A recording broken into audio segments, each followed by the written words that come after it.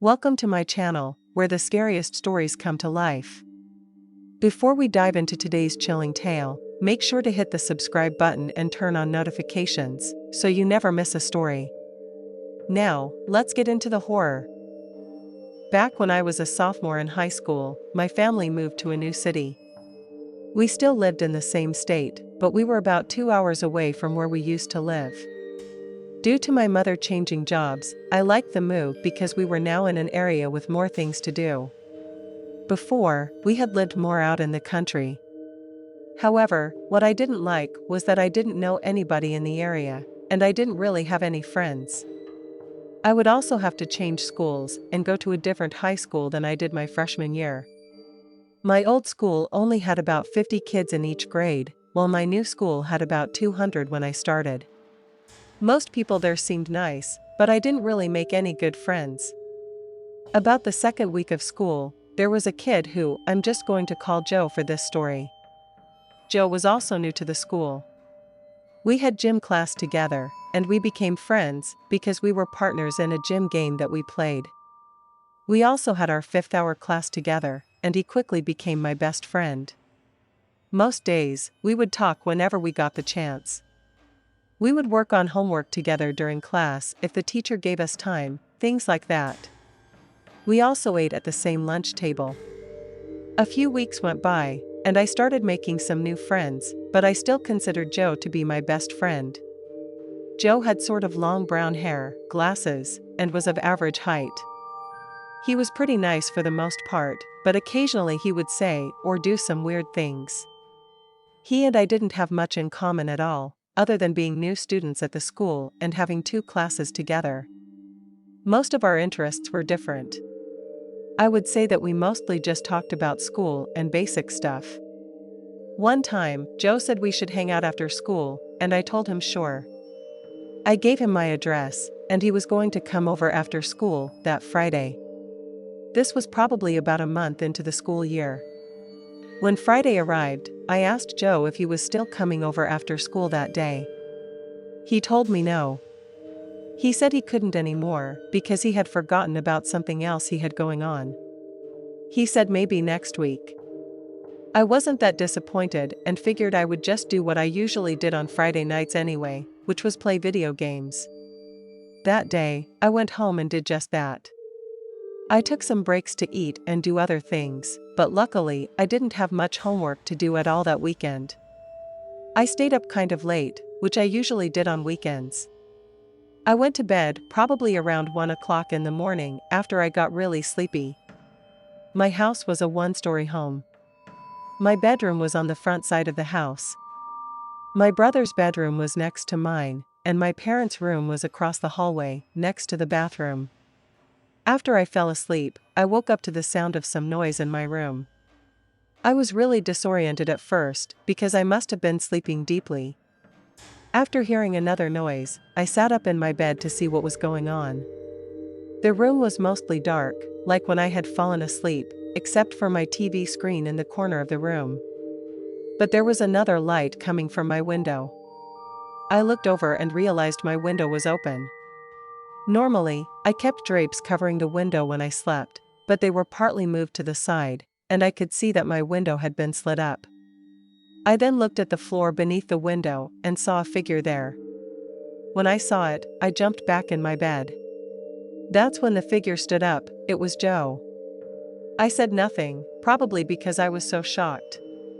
He looked at me and started snickering, like a quiet laugh. Finally, I asked him what he was doing there. He didn't answer at first and just stood there.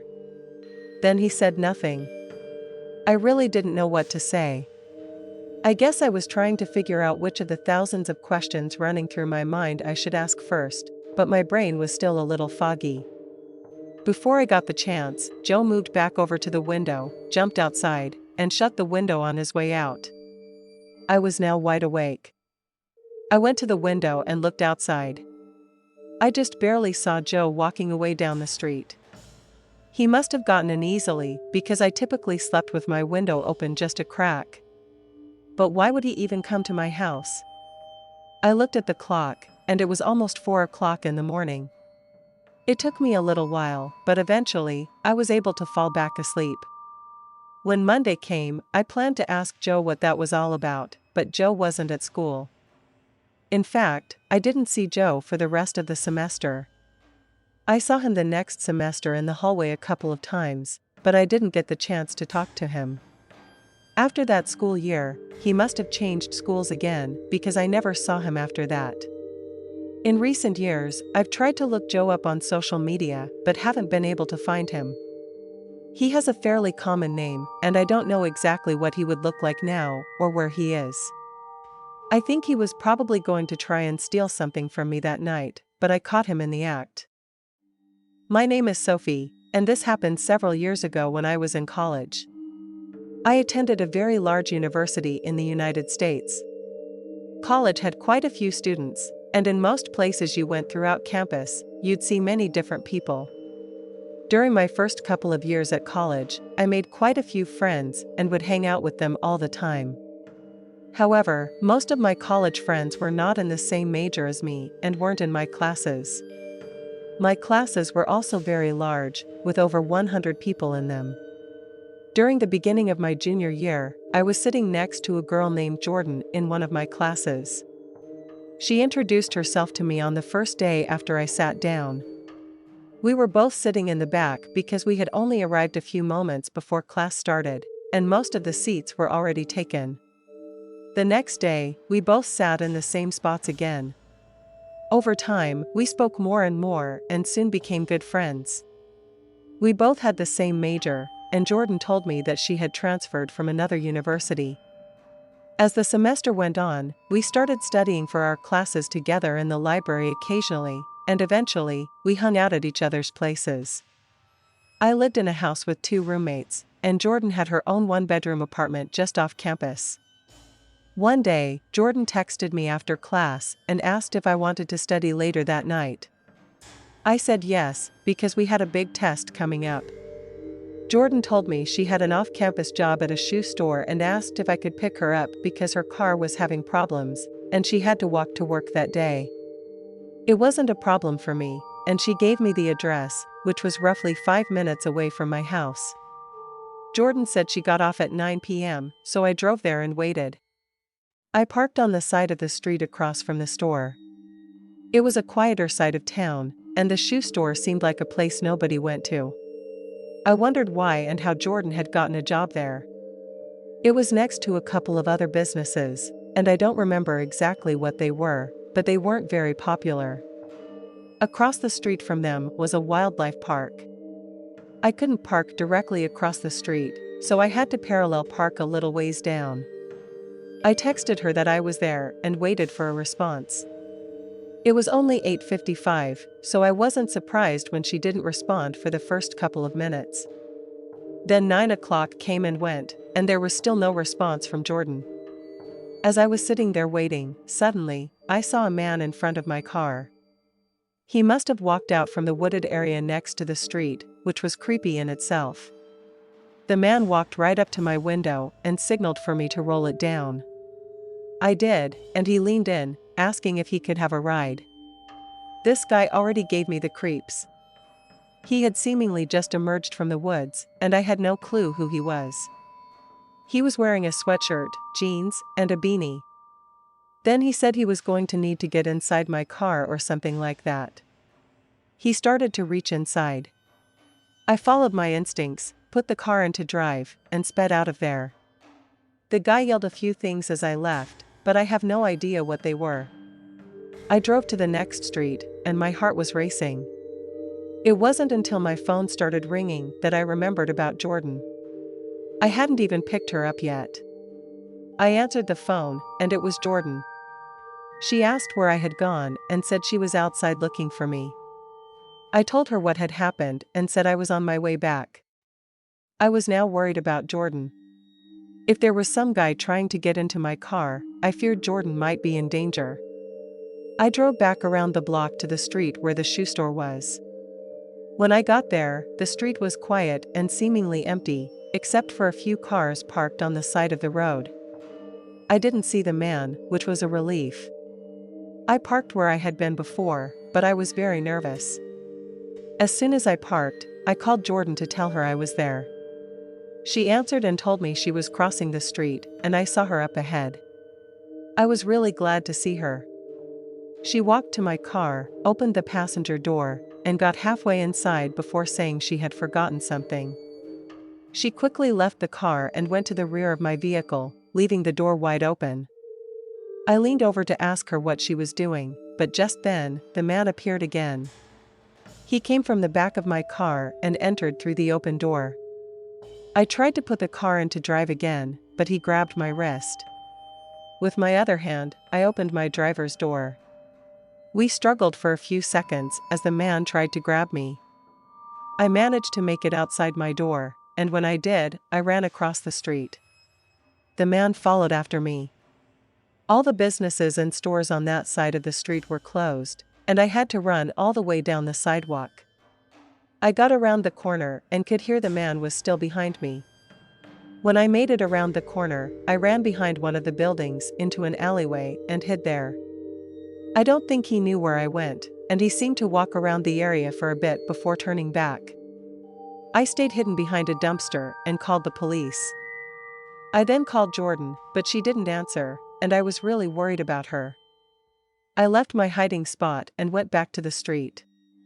When I got there, I saw that my car was now gone. I had left the keys in the ignition, so I wasn't too surprised. I called out for Jordan, but she wasn't answering. I called her over and over, but she never picked up. Soon, the police arrived at the scene. I told them everything, including about Jordan, who I still couldn't find. I answered a bunch of questions over the next hour or so, and then got a ride home. The next day, I was told that Jordan and the man had both been located. What surprised me was that they had been working together. It all made sense after I thought about it, but I was really shocked. I had considered Jordan to be my best friend. My name is Emily, and this is a story from many years ago when I was a little kid. I had a best friend named Jenna. We met in kindergarten, and we liked a lot of the same things. We went to school together and hung out all the time for about 2 years. But after second grade, Jenna and her family moved away, and I didn't get to see her anymore.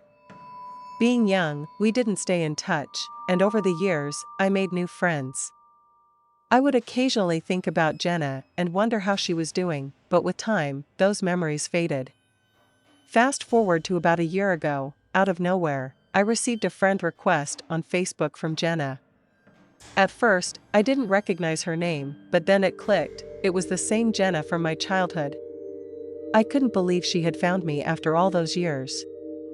We started messaging each other daily, catching up on our lives. It was weird at first, because it felt like reconnecting with a stranger, but there was a shared history that made things feel familiar. Jenna told me she lived in St. Louis, while I lived in Atlanta. She mentioned she traveled to Atlanta often for work and would be in town in 2 weeks. I was excited and offered for her to stay at my place. At first, she declined and said she'd get a hotel, but I insisted. I thought it would be a great way to catch up and spend time with my old best friend. 2 weeks later, Jenna arrived. We got along great, just like we had as kids. After work, we would explore the city and reminisce about old times. But one night, things took a strange turn. I woke up around 3 a.m. to some noises in the house. It wasn't the sound of someone walking, it was more like someone moving things around in the living room. I quietly got out of bed and peeked out into the hallway. Jenna's bedroom door was closed, and the bathroom light was off. I started to wonder if someone had broken in. As I looked into the living room, I saw Jenna moving around, searching for something. She seemed completely focused, but for some reason, I didn't say anything and just went back to bed. The next morning, I casually asked if she had slept well. She smiled and said she had slept through the night. I didn't press her on what I had seen, but I was definitely suspicious. The second night, everything was normal, but on the third and final night of her stay, I woke up again. This time, Jenna was in my room, crouching by my desk and rummaging through my drawers. My heart raced as I watched her.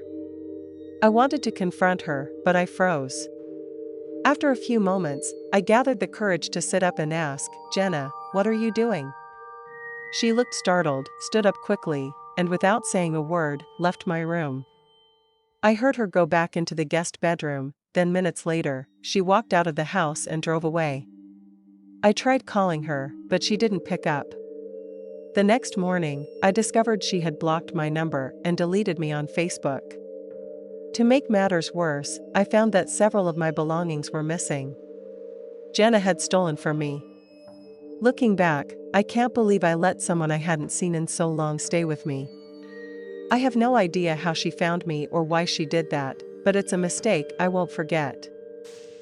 Thanks for sticking around till the end. If you enjoyed the story, don't forget to give the video a like and leave a comment with your thoughts. And if you haven't already, hit that subscribe button and turn on notifications so you never miss a terrifying tale. See you in the next one.